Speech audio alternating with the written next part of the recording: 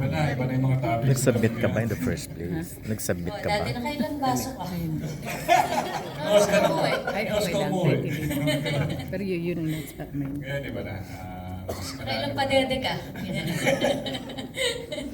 Ano nung bagong tricks? Pero sa trabaho, ano na yung mga na-discover niyo ulit sa isa't isa with this series? Iba na naman to eh. Tingin ko iba na naman to sa dami na ng pinagdaanan namin. From light to romance to comedy to gag show. Ito, itong huli I natin. think ito yung pinakaseryoso natin, or darkest siguro, no? Na nagawa. Hindi kami nagigitian. Nag-romcom na kayo, nag-ano di ba?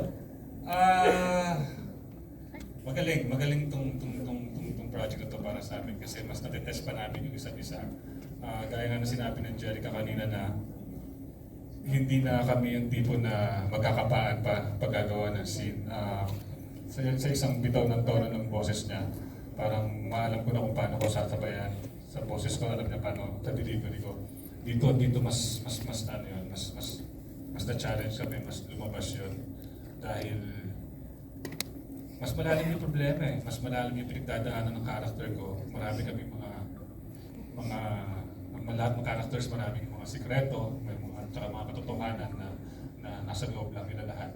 So, yun, mas challenging sa amin dalawa. And dito lang sa show na to na parang nakakakita siya din sa tingin ko nang humingi ako ng tulong. Pag napapansin niya ako na hindi ako komportable ba, mahirap yung mga next na gagawin kasi, throw lines na gano'n siya sa akin. Totoo, Angge? Yes. Siyempre, team kayo, di ba? Hindi lang sa amin, sa buong cast naman din, ganun. Alam mo kung ano yung mga mahihirap na eksena. And, actually, oo nga, parang ito yung first time, hindi naman first time, hindi. May mga ganun naman kami. Pag alam namin na medyo crucial yung mga eksena, binibigyan namin ng space yung isa't isa, and then kapag ready na, then tsaka ko lang, parang ganun yung rapport namin dala. I would usually approach kung ready ka na, parang ready ka na ba mag-throw lines, pag-usapan kung ano yung mga parang saan to papunta, ganyan. And feeling ko, ganun na rin kakomportable si Z kasi parang kaya na niyang mag-open up minsan may mga questions siya na, halimbawa magbibigay ng direction si Direk Conat na parang minsan maguguluhan siya.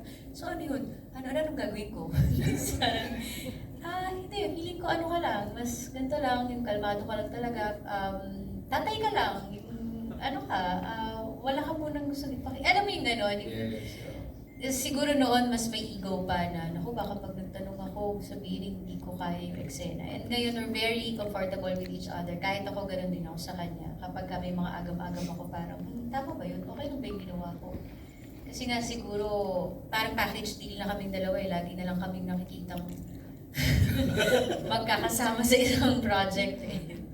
Pero extra challenge siya sa inyo pareho na syempre meron kayong anak na di ba, na may disabled, deaf and mute.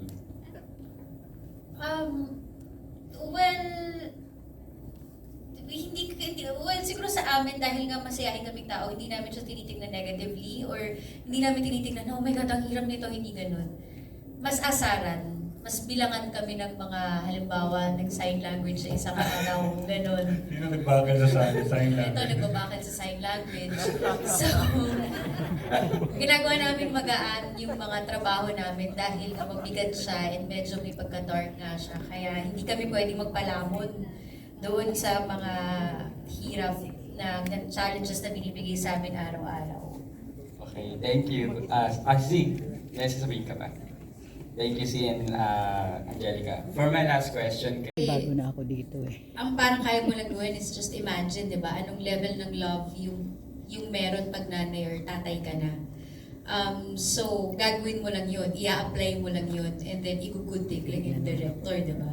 But this time, nagkakaroon pa nga minsan ng debate, yung, kaya sandali lang, direct, pag ganyan yung anak ko, ito ang mangyayari, di ba? Yung talagang, gano'n, yung parang, kasi may sarili ka ng, ito na yung level ng love na alam mo.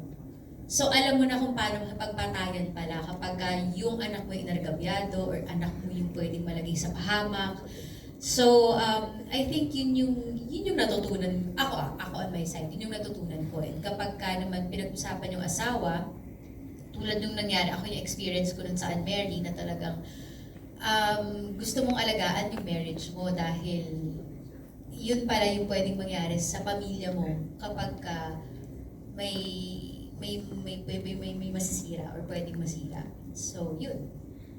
And for Sandro, same question. Yun nga, sa Mary naman bilang asawa, yun yung mga lessons na natutunan namin at saka mas nagawa namin ng mas totoo o hindi kami nanguhula sa mga scenes pagdating sa pagiging asawa. Dahil alam na namin kung paano. Dito naman sa Silent Tama, Voice. hindi ko pinuntahan. Siguro yung Oh. mas lumalim, mas alam ko na kung Mga chike, tama lang o at saka sobra mga pa gosh, yung binibigay kong emosyon. pumunta? Mas sigurado na ako.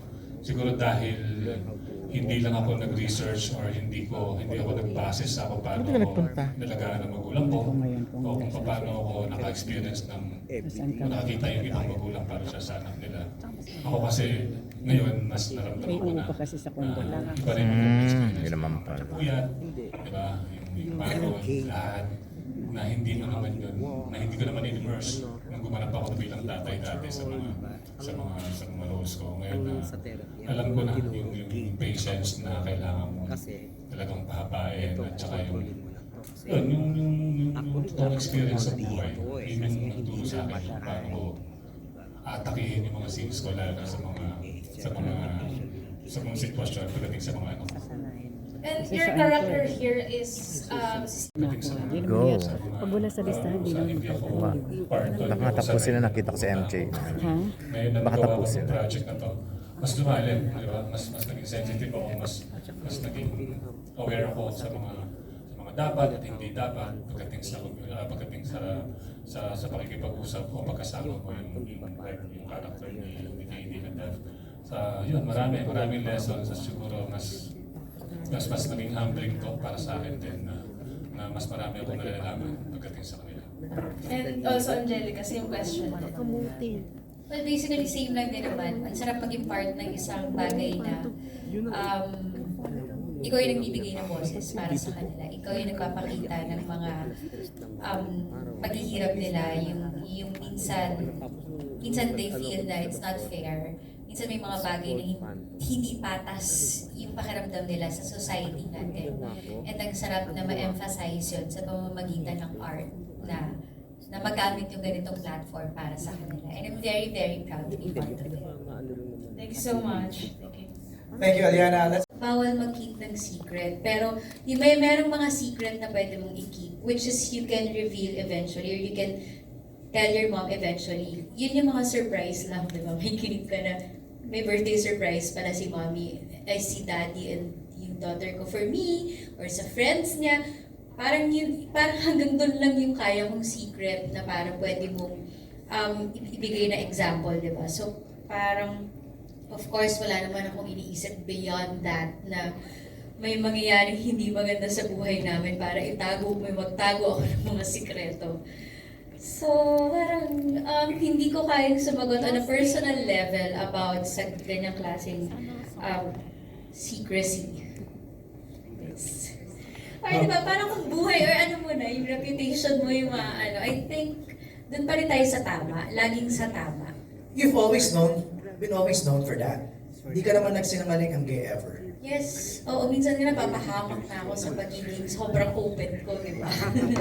Ako nga yung best example sa ganun. So, oo, kaya, pero syempre may sense of pag-iingat na po tayo ngayon dahil nanay na tayo. Ayaw mo na may napapanood yung anak mo sa YouTube na ba't mo naman yung mga pinagsasabi mo, ano yan. So, at least yung noon, pwede ko sabihin, uy, wala pa akong anak noon. Kaya ganyan pa yung bunganga ko.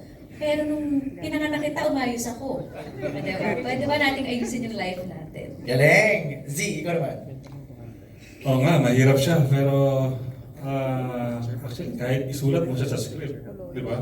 Anong may experience, anong gagawin ng isang character kung maipit siya sa ganitong klaseng sitwasyon? Kung kung tatago ba niya yung sikreto dahil sa pagmamahal o dahil sa reputasyon. Siguro masasagot ko to pag napunta ako sa ganung klaseng sitwasyon. Di ba? Pag tungkol na sa pamilya, tungkol na sa pagmamahal o sa kahit saan na marami ng involved na tao, doon ka makakapag-decide eh. Di ba? Hindi naman parang i-imagine ko lang ngayon, isipin mo, pag dumating kaya ako sa ganung panahon, ano kayang gagawin ko? Mahirap siya sagutin kung wala ka sa sitwasyon na yan. Di ba? Parang kailangan doon ka muna. Para, and I don't think parang may kilala akong tao na na-experience ng ganun na tatago siya ng sekreto niya dahil sa reputasyon o dahil sa dami na sinasabi niya na kwento niya. Saka, parang we all have secrets.